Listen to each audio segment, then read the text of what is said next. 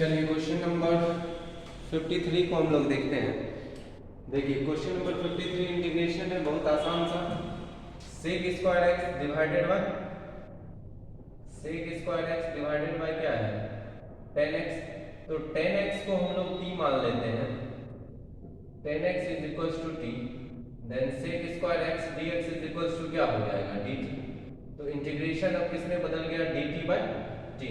तो dt bye t क्या हो जाएगा log t, मतलब हम लोग क्या कर सकते हैं log 10x प्लस k या c जो बोलिए। तो ऑप्शन नंबर कौन सा सही होगा? ऑप्शन नंबर सी सही ऑप्शन होगा। चलिए आते हैं क्वेश्चन नंबर 14 पे। क्वेश्चन नंबर 14 पे आते हैं।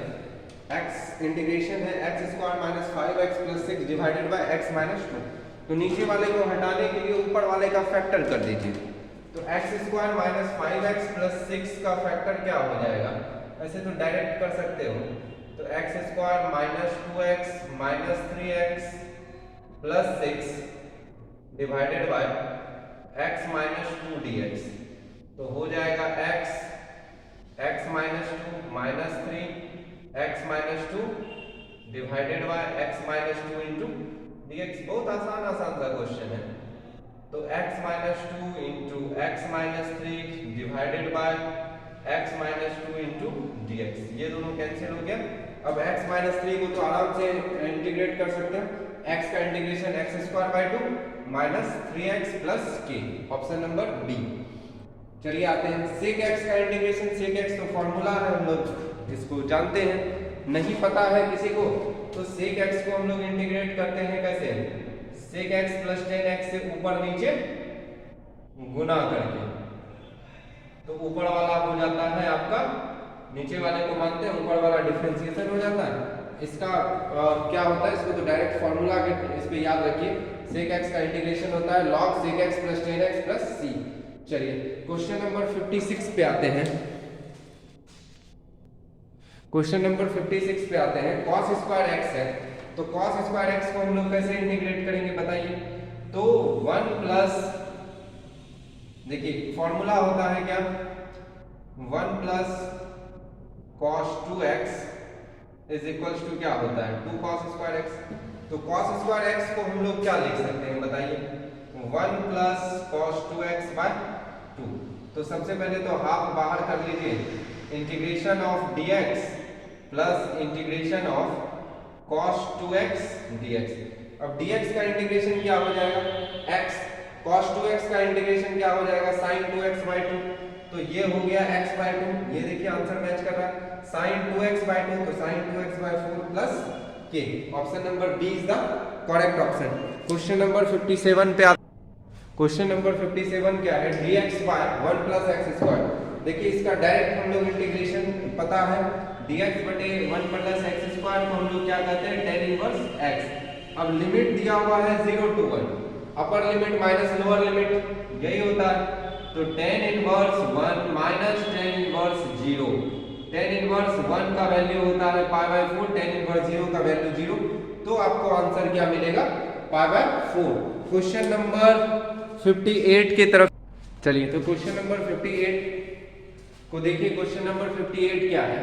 क्वेश्चन नंबर 58 दिख रहा है आपको मॉड x बाय x। तो मॉड x का क्या क्या मतलब होता है? मॉड x का मतलब क्या क्या होता है ये तो सबको पता है। मॉड x बराबर होता है प्लस x और माइनस x। कब? जब x greater than equal to 0 और जब x लेस देन 0। तो इस लिमिट को ब्रेक कर लीजिए, इस लिमिट को ब्रेक कर लीजिए। -2 to 0 प्लस 0 to 2, ठीक है। अब देखिए -2 को, अब लिमिट का डिसीजन कौन लेगा? 0 को पकड़िए।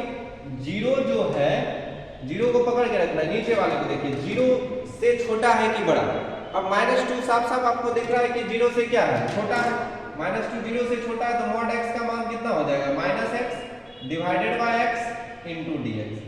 अब 0 को पकड़ के रखिए, 2 0 से बड़ा है तो क्या हो जाएगा +x divided by x into dx। तो क्या क्या मिल गया? माइनस dx का इंटीग्रेशन हो गया -x, लिमिट -2 से 0, और dx का इंटीग्रेशन हो गया x, लिमिट 0 to 2। तो अपर लिमिट माइनस लोअर लिमिट, ठीक है, अपर लिमिट माइनस लोअर लिमिट, तो -2 रखेंगे तो कितना हो जाएगा बताइए, +2 हो जाएगा। और यहाँ क्या हो गया 2 - 0, तो ये क्या हो जाएगा बताओ, -2 और +2, तो आंसर कितना मिलेगा 0। एक बार फिर से इसको चेक कर लेते हैं, upper limit -0 minus lower limit, तो लोअर लिमिट जैसे ही रखोगे तो माइनस और लोअर लिमिट -2 है, तो माइनस +2, तो आंसर क्या मिलेगा इसका 0।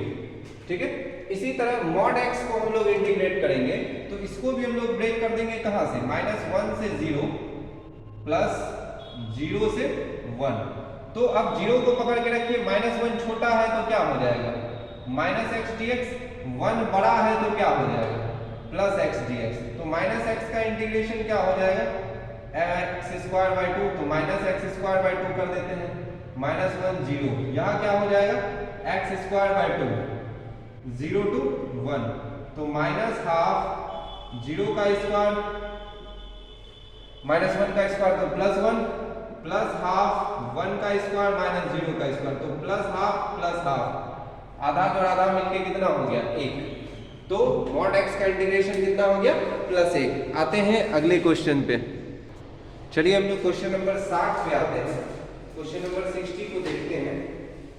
तो क्वेश्चन नंबर 60 आपको दिख रहा है, क्वेश्चन नंबर 60 आपको दिख रहा है log 10x,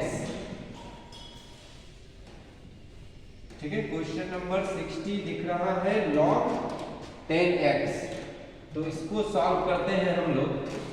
तो I = यदि लेते हैं हम लोग 0 to π/2 log 10x dx, बड़ा आसान सा क्वेश्चन है, इसको कर दीजिए equation first.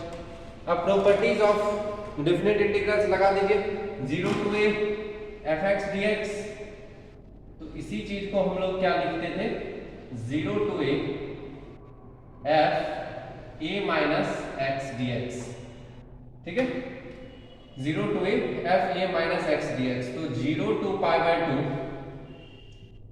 log 10 a minus x, तो π/2 minus x dx।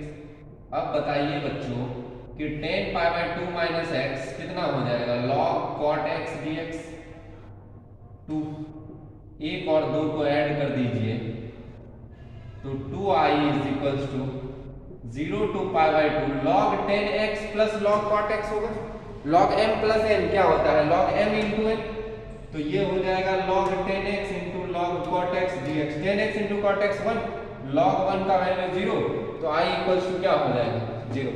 कौन सा ऑप्शन होगा, ऑप्शन नंबर डी, ठीक है।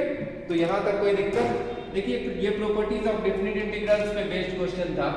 प्रॉपर्टीज ऑफ डेफिनिट इंटीग्रल्स क्या करता है 0 to a fx dx = 0 to a f a minus x dx।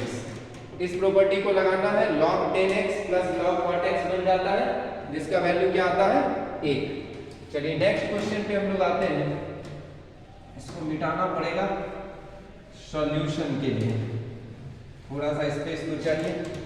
Question number 61 की तरफ बढ़ते हैं। तो x² का इंटीग्रेशन सबको पता है, x² का इंटीग्रेशन क्या होता है x³/3, तो 1/3 into x³ लिमिट है 2 to 3, तो 1/3 27 - 8 19/3, ऑप्शन नंबर सी। चलिए dx/x सबको पता है, dx/x का इंटीग्रेशन होता है log x, तो क्या हो जाएगा log 1 minus log 2, log m minus n, log m/n, log 1/2 ये है। इसके बाद cos x का इंटीग्रेशन क्या होता है, cos x का इंटीग्रेशन होता है sin x pi minus pi, upper limit minus lower limit, ठीक है। तो साइन पाई तो sine pi, sine minus theta, fourth quadrant में cos पॉजिटिव तो साइन नेगेटिव, साइन नेगेटिव होगा ना, तो माइनस और माइनस हो जाएगा प्लस 2 साइन पाई। लेकिन अब एक दिक्कत है कि साइन पाई का जितना भी मल्टीपल्स होगा, साइन पाई sin 1 पाई = 0 होता है, तो साइन पाई का मल्टीपल्स कितना हो जाएगा 0, तो आंसर आपको क्या मिलेगा 0। तो ये था क्वेश्चन नंबर 63। हम लोग आते हैं क्वेश्चन नंबर 64 पे। चलिए क्वेश्चन नंबर 64 क्या कह रहा है? क्वेश्चन नंबर 64 कह रहा है कि निम्नलिखित में से कौन सा होमोजीनियस डिफरेंशियल इक्वेशन है। होमोजीनियस डिफरेंशियल इक्वेशंस हम लोग किसको कहते हैं? dy by dx में क्या होना चाहिए? होमोजीनियस डिफरेंशियल इक्वेशंस कहते हैं dy by dx जो हो उसमें ऊपर वाले का fxy का पावर और gxy का पावर सेम हो। ठीक है, तो जैसे इसको हम लोग देखिए, ऑप्शन नंबर ए को ही देखते हैं। x square y dx divided by equals to क्या लिखा हुआ है? x cube plus y cube into dy। तो dy by dx is equals to क्या हो जाएगा? dy by dx is equals to हो जाएगा x square y divided by x cube plus y cube. ठीक है, देखिए पहला ही ऑप्शन मैच कर रहा है। ऊपर वाले का पावर कितना 2 1 3, नीचे वाले का पावर कितना 2 1 3।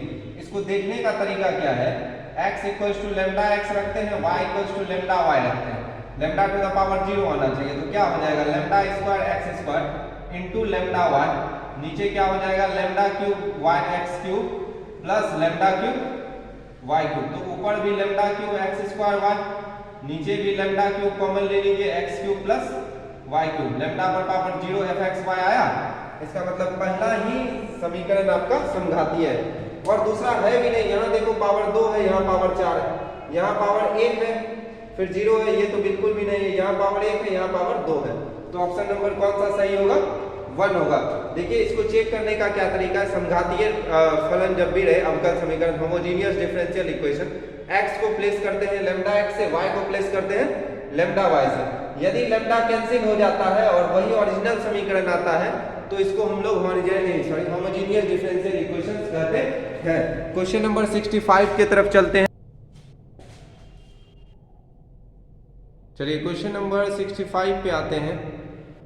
क्वेश्चन नंबर 65 क्या कह रहा है? डिफरेंशियल इक्वेशंस दिया हुआ है आपका। डिफरेंशियल इक्वेशंस क्या दिया हुआ है? dy by dx plus y sec x equals to 10x।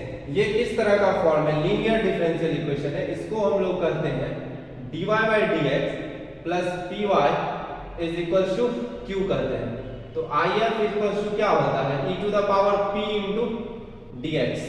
तो if हो जाएगा e टू द पावर क्या sec x इंटू dx। अब sec x का इंटीग्रेशन क्या होता है बताइए? sec x का इंटीग्रेशन क्या होता है?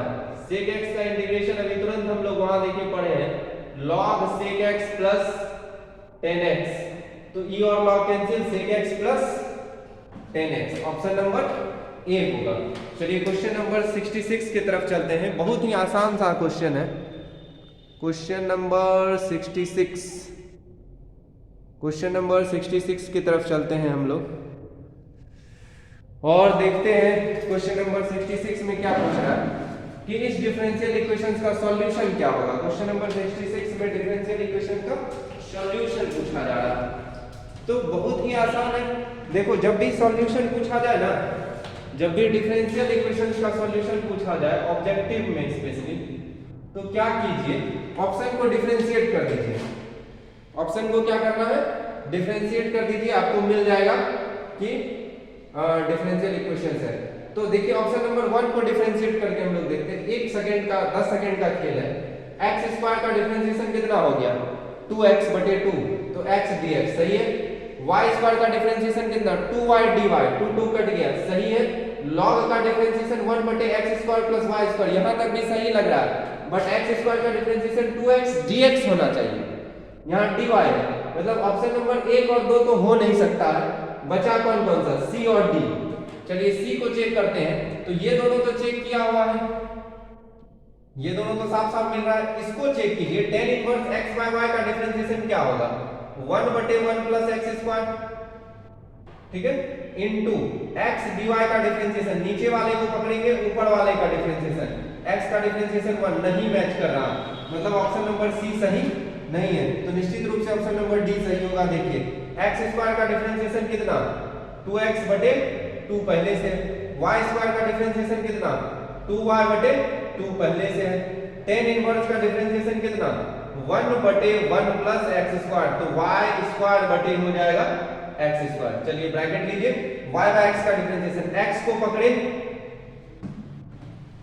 पकड़े, नीचे वाले को पकड़े, ऊपर वाले का डिफरेंशिएशन, y का डिफरेंशिएशन dy माइनस ऊपर वाले को पकड़े, नीचे वाले का डिफरेंशिएशन, x का डिफरेंशिएशन dx बटे x का स्क्वायर। यही होगा। अब इसी को सॉल्व कर तो देखो आंसर आता है इतने x प्लस y, ये देखिए एलसीएम लेके ऊपर भेजिए, x स्क्वायर बटे x square plus y square into x dy minus y dx divided by x square. x square से x स्क्वायर कट गया, x plus y plus x dy minus y dx divided by क्या हो जाएगा, x square plus y square. तो option number D सही option.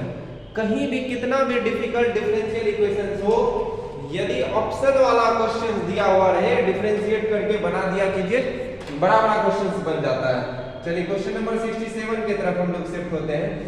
क्या हो रहा है, y dx minus x dy equals to x y dx। ये आसान सा क्वेश्चन है, इसको तो ऐसे भी बना सकते हो, y dx minus x dy is equals to क्या कह रहा है, x y dx। एक तरफ ले जाइए dx को, तो y minus x y dx is equals to x dy। Variable separable का क्वेश्चन लग रहा है, y कॉमन लीजिए, 1 minus x dx is equals to x dy। चलिए सेपरेट कर देते हैं, 1 माइनस x बटे x dx is equals to dy बटे y। इंटीग्रेट कर दीजिए, 1 बाय x का इंटीग्रेशन हो गया log x, ये कट जाएगा, minus x is equals to क्या, log y। अब देख लो कि कौन कौन सा ऑप्शन मिल रहा है आपके पास।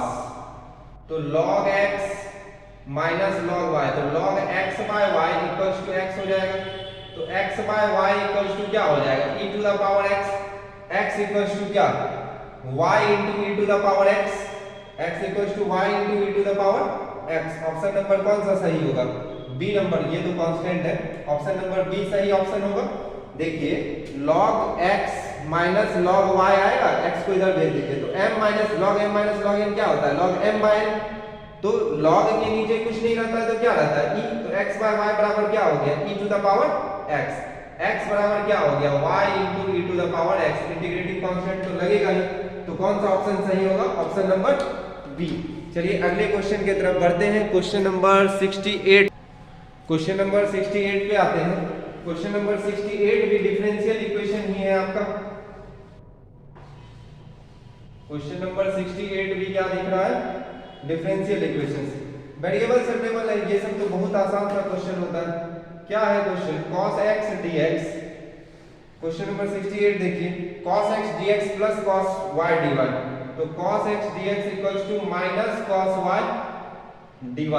इंटीग्रेट कीजिएगा तो cos x dx का इंटीग्रेशन हो गया sin x minus sin y plus c, तो sin x plus sin y बराबर c। ऑप्शन नंबर कौन सा होगा, बी। क्वेश्चन नंबर 69 देखिए, मॉडल पेपर को एकदम ये कर दिया गया है, इस तरह इसका सॉल्यूशन कर रहे हैं कि सेम टू सेम एक्सरसाइज की तरह हो जाए। चलिए क्वेश्चन नंबर 69 को हम लोग देखते हैं। क्या है 69, e to the power minus y into D X is equals to minus e to the power minus x into D Y. इसको इधर भेज दीजिए, तो dx बटे e to the power minus x is equals to minus dy बटे e to the power minus y। तो e to the power x dx is equals to minus e to the power y dy। Integrate कर देते हैं ऐसे ही, तो e to the power x is equals to minus e to the power y plus c। तो answer क्या हो जाएगा, e to the power x plus e to the power y is equals to c। e to the power x plus e to the power y is equals to c। Option number C जो है वो correct answer है। चलिए question number 70 की तरफ बढ़ते हैं हम लोग। तो देखिए क्वेश्चन नंबर 70 क्या है, क्वेश्चन नंबर 70 कह रहा है dy बाई dx प्लस, ध्यान दीजिए, dy by dx plus y tan x equals to sin x का इंटीग्रेटिंग फैक्टर। तो ये उसी तरह का क्वेश्चन है, dy by dx plus py equals to q। तो p का वैल्यू कितना है आपके पास, p का वैल्यू है 10x, तो if इक्वल्स टू होता है e to the power integration p dx, तो 10x, तो log sec x, तो e और log कैंसिल, आंसर क्या बन जाएगा sec x। ठीक है, फॉर्मूला बस याद रखना है। अब क्या कह रहा है, x एक्सिस और y equals to sin x के बीच x इक्वल्स टू 0 और π/2 का क्षेत्रफल निकालना है। तो sin x का ग्राफ सबको पता है भैया, और इंटीग्रेशन कर दीजिए तो क्षेत्रफल निकल जाएगा। sin x का ग्राफ 0 से π/2 इतना ही होता है ना, तो इंटीग्रेशन sin x का कहां से कहां करना पड़ेगा, 0 से π/2। sin x का इंटीग्रेशन होता है minus cos x, integrating limit है 0 टू π/2, बदल दीजिए लिमिट माइनस को प्लस करने के लिए, तो ऊपर हो जाएगा 0, नीचे हो जाएगा π/2। cos 0 का मान कितना होता है 1, cos π/2 का वैल्यू 0, तो आंसर क्या मिलेगा 1। तो हम लोग 71 तक क्वेश्चन देख लिए, आते हैं क्वेश्चन नंबर 72 पे और उसको देखते हैं 70। चलिए तो हम लोग क्वेश्चन नंबर 72 को देखते हैं।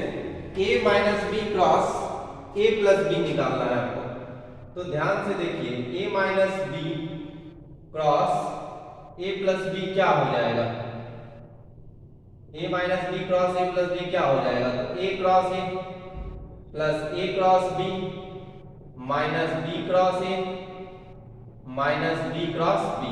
अब तो हम लोग सब जानते हैं कि क्रॉस प्रोडक्ट में सेम वाला 0, तो इस दोनों का तो काम ही खत्म कीजिए, तो बचा क्या क्या a क्रॉस b और माइनस b क्रॉस a। अब देखो क्रॉस प्रोडक्ट में ये भी हम लोग जान चुके हैं कि a cross b is equals to minus b cross a, तो इसको प्लस कर देंगे तो क्या हो जाएगा 2a cross b। Option number a जो है वो करेक्ट ऑप्शन है। क्वेश्चन नंबर 73 पे आते हैं हम लोग, क्वेश्चन नंबर 73 पे आते हैं हम लोग और उसको सॉल्व करते हैं। क्वेश्चन नंबर 73 क्या दिया हुआ है, a plus B plus C equals to 0। ठीक है, मॉड a का वैल्यू, मॉड b का वैल्यू, मॉड c का वैल्यू दिया हुआ है, a dot b, b dot c, c dot a आपको निकालना है। बड़ा आसान, स्क्वायर कर दीजिए।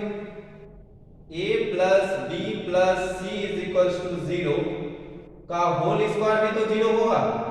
a स्क्वायर का मतलब क्या होता है, a dot a plus b plus c dot क्या हो जाएगा, a plus b plus c। तो ध्यान दीजिएगा तो क्या मिलेगा, mod a square a dot a से, mod b square b dot b से, mod c square c dot c से। अब देखो a को b से मल्टीप्लाई करोगे तो a डॉट b, b को a से मल्टीप्लाई करोगे तो b डॉट a, दोनों बराबर होता है तो क्या हो जाएगा 2a dot b plus b dot c plus c dot a is equals to 0। इसको मल्टीप्लाई कीजिएगा ना तो a b से मल्टीप्लाई होके होगा a डॉट b और b a से मल्टीप्लाई होके होगा b डॉट a, तो a डॉट b और b डॉट a बराबर, तो 2a डॉट b हो जाएगा। यहाँ देखिए b c से मल्टीप्लाई होके b डॉट c और c b से मल्टीप्लाई होके c डॉट b, दोनों बराबर, तो 2b डॉट c। इसी तरह c a से मल्टीप्लाई होगा और a c से मल्टीप्लाई होगा, तो इतना हो गया। अब मॉड a का वैल्यू है 3, तो 3 का स्क्वायर, मॉड b का वैल्यू है 4, तो 4 का स्क्वायर, मॉड c का वैल्यू है 5, तो 5 का square, plus 2a dot b plus b dot c plus c dot a is equals to 0। 16 9 25 25 50, तो 2a dot b plus b dot c plus c dot a is equals to -50, तो इसको कटा दीजिए, answer कितना मिलेगा -25। Option number कौन सा सही है, ऑप्शन नंबर डी करेक्ट। हाँ, क्वेश्चन नंबर 74 पे आते हैं हम लोग। तो क्वेश्चन नंबर 74 देखिए क्या कह रहा है, i माइनस k का क्या यूनिट वेक्टर। तो यूनिट वेक्टर क्या होता है, यूनिट वेक्टर हम लोग जानते हैं, यूनिट वेक्टर में क्या होता है, unit vector a equals to vector a बटे इसी का मैग्नीट्यूड। तो i minus k divided by इसका मैग्नीट्यूड क्या हो जाएगा, 1 का स्क्वायर √2, तो i माइनस k बटे क्या √2। तो क्वेश्चन नंबर 74 का आंसर क्या होगा, ए होगा। चलिए आते हैं क्वेश्चन नंबर 75 पे। तो क्वेश्चन नंबर 75 क्या है, आ जाइए। दो वेक्टर लिखा हुआ है और ऑप्शन दिया हुआ है कि समांतर, पैरेलल का मतलब समांतर, परपेंडिकुलर का मतलब लंब, इक्वल का मतलब बराबर, नन ऑफ दिस। तो समान तो कहीं भी नहीं है, समान होने के लिए तीनों क्वाड्रेंट समान होता होगा। पैरेलल के लिए क्या होता है, पैरेलल के लिए क्या होता है, मल्टीपल होना चाहिए, इसका गुणज होना चाहिए, ऐसा भी नहीं है। परपेंडिकुलर ही दिख रहा है, परपेंडिकुलर होगा तो क्या होगा, a1 a2 b1 a2, दो वेक्टर परपेंडिकुलर होता है, a डॉट b बराबर क्या होता है, 0 करके देख लीजिए। तो डॉट प्रोडक्ट करेंगे 2i plus 5j plus k का डॉट प्रोडक्ट हम लोग करेंगे किसके साथ, 3i minus 2j plus 4k के साथ। तो क्या हो जाएगा, 3 गुना 6 माइनस 10 प्लस 4 0, तो 0 है, इसका मतलब दोनों वेक्टर एक दूसरे पर क्या है, लंब है।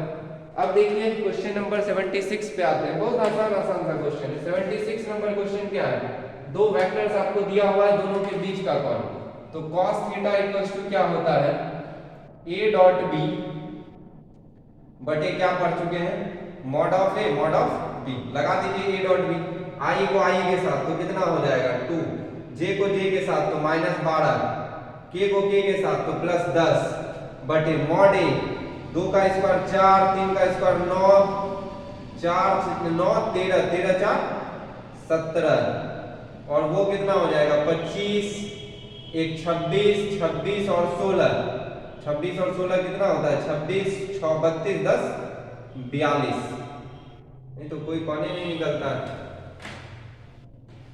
अच्छा निकल तो रहा, 10 2 12 में से 12 गया, कितना हो गया 0 ही हो गया। तो theta equals to cos theta बराबर 0, थीटा इक्वल्स टू कितना 90 डिग्री। तो ऑप्शन नंबर कौन सा सही होगा, ऑप्शन नंबर बी सही होगा। चलिए क्वेश्चन नंबर 77 पे आते हैं। क्वेश्चन नंबर 77 को हम लोग देखते हैं। क्वेश्चन नंबर 77 का क्या है दिया हुआ, स्क्वायर पूछ रहा है। स्क्वायर का मतलब क्या हो गया, डॉट प्रोडक्ट आपको लेना है।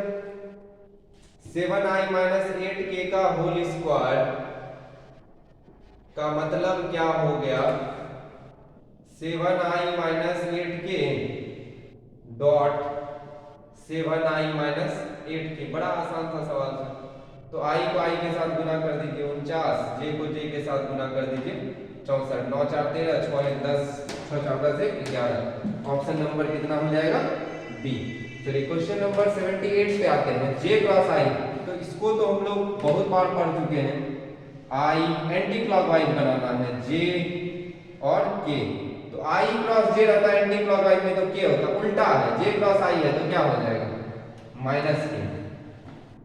ठीक है, क्वेश्चन नंबर 79 पे चलते हैं। k डॉट i पूछा जा रहा है, वेक्टर k डॉट i अपने के साथ 1, दूसरे के साथ 0, तो 79 का आंसर क्या हो जाएगा 0। ठीक है, क्वेश्चन चलिए क्वेश्चन नंबर 80 को हम लोग देखते हैं। 80 में क्रॉस प्रोडक्ट पूछा जा रहा है। तो क्रॉस प्रोडक्ट के लिए हम लोग क्या यूज करते हैं, डिटरमिनेंट मेथड का यूज करते हैं। तो क्रॉस प्रोडक्ट के लिए डिटरमिनेंट यूज कर लीजिए और इसका आंसर क्या होगा देख लेते हैं। i j k, i का मान 1, j का मान 5, k का मान -9, और उधर क्या है 2 10 -18। बताइए क्या हो जाएगा। i को पकड़े 18 पंचे 90, माइनस माइनस प्लस 90। ठीक है,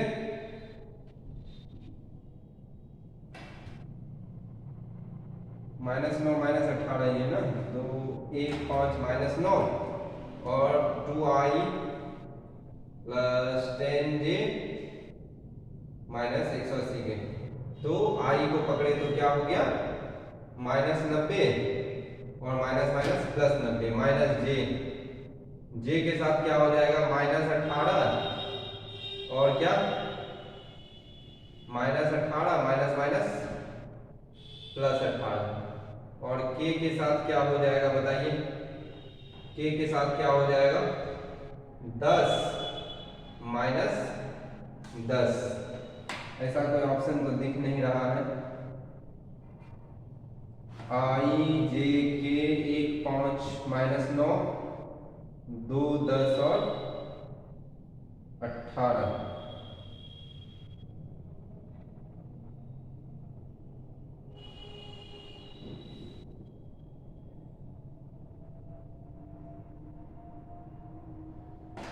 प्लस माइनस 18, तो क्रॉस प्रोडक्ट कितना होगा? आई को पकड़ेंगे तो -90 -90 प्लस 90, जे को पकड़ेंगे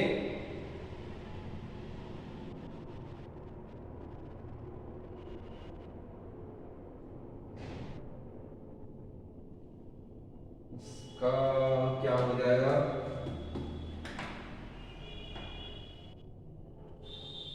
1 5 -9 2 10 और -18 का क्रॉस प्रोडक्ट ही है ना, तो आई को पकड़े तो क्या क्या हो गया? रो खत्म, कॉलम खत्म, -90 और इधर, अच्छा ये माइनस होता ना, इधर माइनस लगाए ही नहीं, -90 प्लस 90, -18 प्लस 18, 10 -10, तो ये पूरा कट के क्या हो जाएगा? 0। यही दिक्कत हो रहा था। 18 गुना 5 कितना हो गया? -90 माइनस माइनस प्लस 10 गुना 9 90, जे को पकड़ेंगे -18 प्लस 18 हो जाएगा, के को पकड़ेंगे इतना, तो 80 का आंसर क्या हो जाएगा? 0। क्वेश्चन नंबर 81 की तरफ आते हैं, 81 पे आते हैं। तो क्वेश्चन नंबर 81 क्या कह रहा है? मॉड ए का वैल्यू 1, मॉड बी का value 1, mod A plus B का वैल्यू 1, तो मॉड ए माइनस बी का वैल्यू पूछ रहा है ना, तो बड़ा आसान सा क्वेश्चन है, बहुत आसान। मॉड ए का वैल्यू 1 है, मॉड बी का वैल्यू भी 1 है, मॉड ए प्लस बी का भी वैल्यू 1 है, तो इसका स्क्वायर कर दो, तो मॉड ए प्लस बी का होल स्क्वायर। इसका फायदा क्या होता है? इसका फायदा है कि इससे वैल्यू निकल जाएगा थीटा का, इससे किसका वैल्यू निकल जाएगा? थीटा का। मॉड ए प्लस बी का होल स्क्वायर का मतलब हो गया A plus B dot A plus B, तो क्या हो गया? Mod A square plus A dot B dot A, 2a dot B हो जाएगा, plus mod B square is equals to 1। तो बताइए 1 प्लस 2 into mod A mod B cos theta plus 1 is equals to 1, तो बचा क्या क्या? 2 मॉड ए मॉड बी का वैल्यू हो गया 1, 2 cos theta is equals to -1, cos theta is equals to कितना? -12, तो कॉस थीटा का वैल्यू यहां से निकल गया -12, ठीक है। अब आपको किसका वैल्यू चाहिए? अब आपको चाहिए मॉड ए माइनस बी का वैल्यू, तो आराम से उसका भी स्क्वायर करके हम लोग वैल्यू निकाल सकते हैं। कैसे? आ जाइए, तो मॉड ए माइनस बी का होल स्क्वायर कीजिए, तो मॉड ए माइनस बी का होल स्क्वायर का मतलब क्या हो गया? A minus B dot A minus B, क्या हो जाएगा? Mod A square minus 2a dot B plus mod B square, ठीक है। इसका value 1 minus 2 mod A mod B cos theta plus mod B का value 1 minus 2 1 into cos theta का मान -12, यहां से रख दीजिए, प्लस 1, तो ये खत्म हो गया, 1 minus minus plus minus minus plus, तो 3। ये मॉड ए माइनस बी का होल स्क्वायर का वैल्यू कितना आया? मॉड ए माइनस बी के होल स्क्वायर का वैल्यू कितना आया? 3, तो मॉड ए माइनस बी का वैल्यू कितना आ जाएगा? √3, तो मॉड ए माइनस बी का वैल्यू क्या हो गया? √3, ठीक है। क्वेश्चन नंबर 82 जो है आपके पास, सबसे आसान क्वेश्चन है।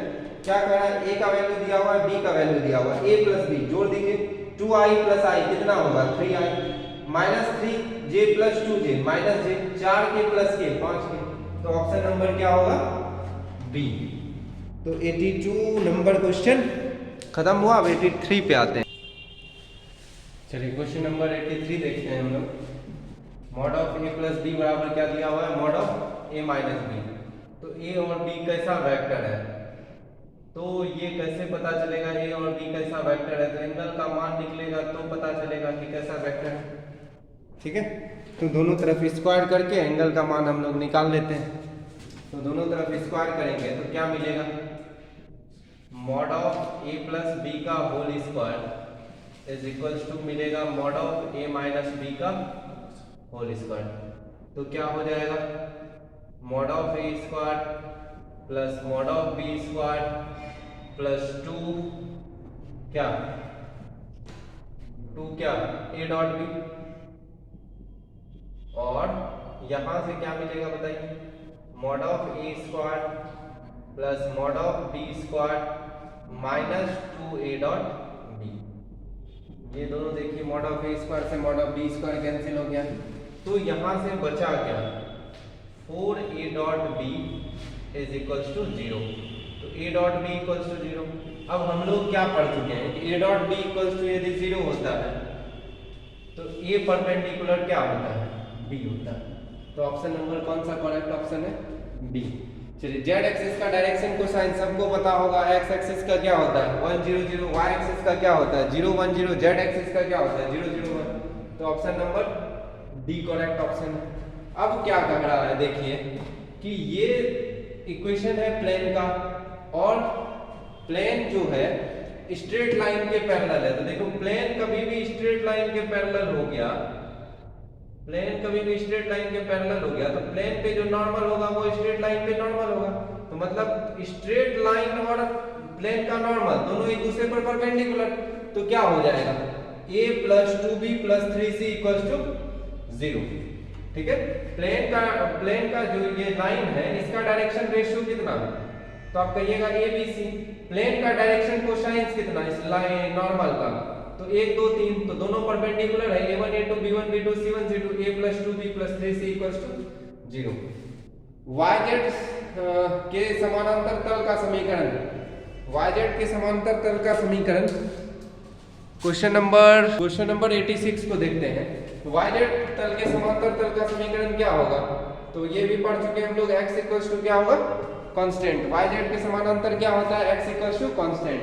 अब आ जाइए 87 में, एक स्ट्रेट लाइन है, डायरेक्शन रेशियो कितना है -18 12 -4, डायरेक्शन कोसाइन से निकालना है आपको। तो -18 डिवाइडेड बाय क्या हो जाएगा 18 का स्क्वायर 12 का स्क्वायर 4 का स्क्वायर, तो 18 का स्क्वायर कितना हो गया 324, 12 का स्क्वायर 144, 4 का स्क्वायर 16, 4 4 8 6 14 4 बाकी 1 2 1 3 4 7 7 1 8 3 1 4 484, कितना हो जाएगा 22 का स्क्वायर। तो -18 बटे 22 कितना हो गया 2 9 18, 2 से 11, तो -9 बटे 11, और 12 बटे 22 होगा तो 2 6 के 12 11, 6 बटे 11 और -2 बटे 11, तो क्या हो जाएगा ऑप्शन नंबर ए जो होगा वो करेक्ट आंसर होगा।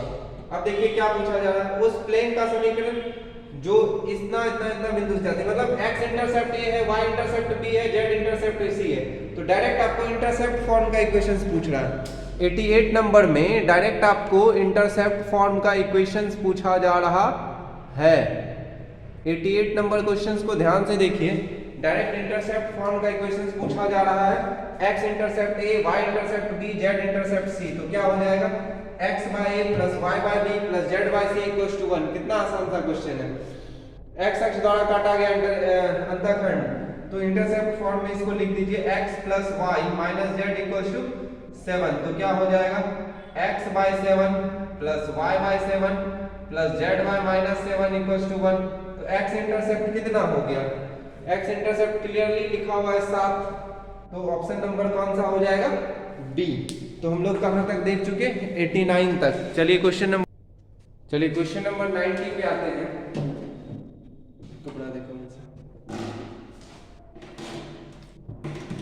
और इसको देखते हैं क्वेश्चन नंबर 90 को क्या कह रहा है। क्वेश्चन नंबर 90, दो प्लेन एक दूसरे पर परपेंडिकुलर है तो लेम्डा का वैल्यू निकालिए। क्या होता है, प्लेन परपेंडिकुलर होता है तो a1 a2 plus b1 b2 plus c1 c2 equals to 0। तो 2 गुना 1 माइनस 4 गुना 8 प्लस 3 लेम्डा इक्वल्स टू 0, तो minus 6 plus 3 lambda equals to 0, 3 lambda equals to 6, lambda equals to कितना हो गया 2। तो ऑप्शन नंबर कौन सा करेक्ट ऑप्शन होगा बी। बहुत सिंपल सा क्वेश्चन था। Lmn किसी सरल रेखा का डायरेक्शन कोसाइन है तो क्या हो जाएगा n square plus m square plus n square equals to 1। ये सब तो एकदम सवाल बच्चा वाला है। क्वेश्चन नंबर 92 पे आते हैं। क्वेश्चन नंबर 92 की तरफ आते हैं हम लोग और इसको देखते हैं। क्वेश्चन नंबर 92 क्या कह रहा है कि दो सरल रेखा एक दूसरे के समांतर है, तो हम लोग क्या पढ़ चुके हैं, पैरेलल होगा तो a1 बटे a2, b1 बटे b2, c1 बटे c2, तो l बटे 2 बराबर m बटे 3 बराबर n बटे 6। 2 3 6 का एलसीएम 6 से सब में गुना कर दीजिए तो क्या मिल जाएगा, m बटे 3 गुना 6 बराबर n बटे 6 गुना 6, तो 3l equals to 2m equals to n। Option number B is the correct option. ठीक है, क्वेश्चन नंबर 93 पे आते हैं हम लोग। एक ये देखिए किसका लीनियर प्रोग्रामिंग का क्वेश्चन है, इसका जो मैक्सिमाइज मिनिमाइज करना है किसको करना है, z equals to ax plus by का अधिकतम मान जो प्राप्त होता है दो बिंदुओं पर प्राप्त होता है, 2 4 पे भी और 5 8 पे भी, तो दोनों पे महत्तम मान प्राप्त होता है, तो z का मैक्सिमम वैल्यू क्या हो जाएगा, x का वैल्यू रख दीजिए 2, y का वैल्यू रख दीजिए 4, तो z इक्वल्स टू क्या हो गया 2a प्लस 4b या 5 8 भी रख सकते हैं आप, तो 5a प्लस 8b, दोनों ऑप्शन सही होगा। इसमें से कौन सा दिया होगा, सी नंबर दिया हुआ है, तो ऑप्शन कौन सा सही होगा, 2a plus 4b equals to 0। चलिए क्वेश्चन नंबर 94 पे आते हैं। क्वेश्चन नंबर 94 पे आते हैं, तो क्वेश्चन नंबर 94 क्या है आपका, क्वेश्चन नंबर 94 जो है आपका किसका मैक्सिमम वैल्यू प्राप्त करना है, z equals to 2x plus 3y का एक ही कांस्टेंट है क्या, 2x plus y less than equal to 10, तो 2x plus y is equals to 10 का मतलब क्या हो जाएगा बताइए, 2x बटे 10 प्लस y बटे 10 इज इक्वल्स टू 1, तो x बटे 5 प्लस y बटे 10 इक्वल्स टू 1। अब इसका फंक्शन ड्रॉ करोगे तो क्या क्या हो जाएगा, एक ही है तो ये हो गया 5,0, ये हो जाएगा 0,10, लेस देन है ना, लेस देन है तो सॉल्यूशन होगा इसका ओरिजिन की तरफ, तो ये होगा। अब 3 ही कॉर्नर पॉइंट है, अधिकतम मान पूछ रहा है, z इक्वल्स टू कितना दिया हुआ है 2x प्लस 3y, अधिकतम मान किस पे मिलेगा बच्चा, तो 0 0 पे तो मिल नहीं सकता, 5 रखोगे तो 10, अधिकतम 5 रखोगे तो इस पे 10 रखोगे तो 30, तो निश्चित रूप से अधिकतम मान किस पे मिल रहा है 0,10 पे। ऑप्शन नंबर कौन सा होगा, ए।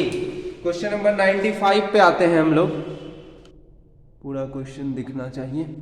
95 देखो, स्वतंत्र घटना किसको कहते हैं, जो किसी पर निर्भर नहीं करता है, तो P A intersection B intersection C, independent event में क्या होता है, P A into P B into P C. Independent events हम लोग बताए हुए हैं कि देखो इंडिपेंडेंट इवेंट नहीं होगा तो क्या होगा, पी ए इंटरसेक्शन बी का फॉर्मूला होता था P A into P B Y, ठीक है, या क्या होता था P B into P A by B.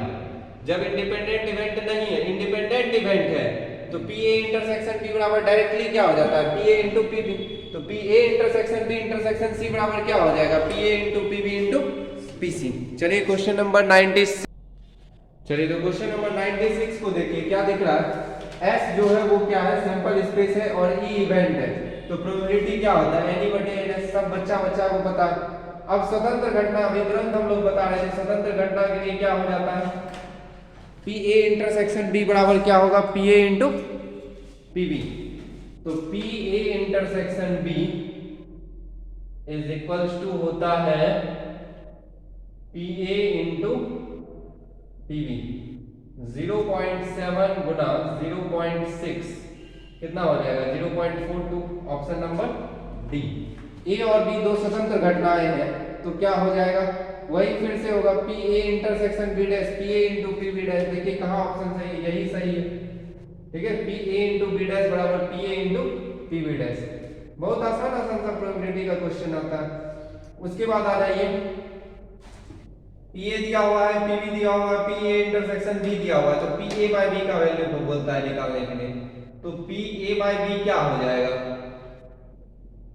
P A intersection B divided by P B, तो पी ए इंटरसेक्शन बी कितना है 1/4, पी बी कितना है 1/2, तो 1/4 गुना 2, आंसर क्या मिलेगा आपको 1/2। 99 का क्वेश्चन आंसर नंबर क्या होगा बी। चलिए क्वेश्चन नंबर 100 पे आते हैं, पी ए बराबर 3/8, पी बी बराबर 1/2, पी ए इंटरसेक्शन बी बराबर 1/4, तो आपको वैल्यू निकालना है किसका, पी बी डैश बटे ए डैश का, पी बी डैश बटे ए डैश। ध्यान से देखिएगा, ये क्या हो जाएगा, P B dash intersection A dash divided by क्या, पी ए डैश। अब इसको आप लोग क्या लिख सकते हैं, ए यूनियन बी का होल डैश, साइन बदल के नीचे क्या है, पी ए डैश। इसको क्या लिख सकते हैं, 1 minus P A union B divided by 1 minus P A. अब आपको चाहिए पी ए यूनियन बी, चलिए निकाल देते हैं पी ए यूनियन बी क्या होगा, पी ए यूनियन बी क्या होगा निकाल देते हैं। एक बार फिर से बताते हैं, थोड़ा सा कट गया था कि पी बी डैश बटे ए डैश बराबर क्या हो गया, P B dash intersection A dash divided by P A dash. अब इसको हम लोग एक साथ क्या लिख सकते हैं, पी ए यूनियन बी का होल डैश डिवाइडेड बाय क्या, पी ए डैश। अब ए यूनियन बी का होल डैश क्या होता है, 1 minus P A union B divided by 1 minus P A. अब पी ए यूनियन बी कैसे निकालोगे, तो पी ए यूनियन बी होता है बच्चा P A plus P B minus P A intersection B. P A कितना 3/8, पी बी कितना 1/2 minus 1/4, LCM हो गया 8, 4 माइनस 2, 3 4 7 में 2 गया 5/8। तो 1 घटाओ 5/8 डिवाइडेड बाय 1 घटाओ 3/8। ऊपर हो गया 3/8, नीचे हो गया 5/8, 8 8 खत्म, आंसर कितना मिला 3/5, ऑप्शन नंबर ए। तो मॉडल पेपर 1 का ऑब्जेक्टिव यही समाप्त होता है।